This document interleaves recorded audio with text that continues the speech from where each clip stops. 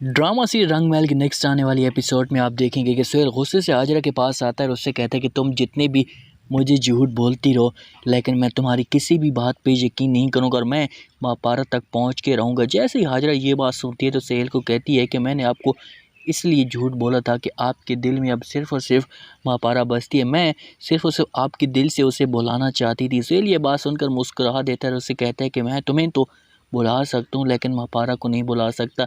मैं महापारा की मोहब्बत में पागल हो चुका हूँ और मुझे वो हर सूरत में चाहिए।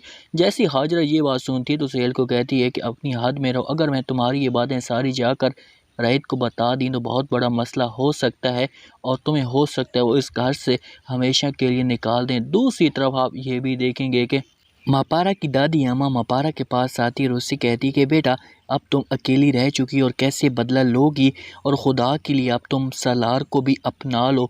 जैसी महापारा ये बात सुनती है तो अपनी दादी अम्मा को कहती है कि सलार के घर वाले भी नहीं चाहते और मैं भी नहीं चाहती कि मैं उससे शादी करूं। मैं क्योंकि अब सिर्फ़ और सिर्फ ज़िंदा हूं तो अपना बदला लेने के लिए, जब तक मैं बदला ले नहीं लेती मैं किसी के साथ भी शादी नहीं करूंगी। जैसी दादी अम्मा ये बात सुनती है तो महापारा को कहती कि बेटा तुम ये ज़िद क्यों कर रही हो, बार बार मैं तुम्हें कह रही हूँ तुम्हारे पास यही मौका है। अगर ये मौका तुम्हारे हाथ से निकल गया तो फिर कभी भी तुम्हारे हाथ में ये नहीं आएगा। जैसे महापारा ये बात सुनती है तो अपनी दादी अम्मा को कहती है कि नहीं, मेरी बस अब ये ज़िद यही है कि मैं अपना बदला ले सकूं। जैसे ही आपस में दोनों बातें कर रहे होते हैं तो शकीला मैडम इनकी बातें सुन लेती है। दूसरी तरफ राहित जैसे ही महापारा की दादी अम्मा को देखता है तो काफ़ी गुस्से में आ जाता है और घर जाता है और अपनी माँ को कहता है कि माँ जी आप लोगों ने हमें झूठ क्यों बोला।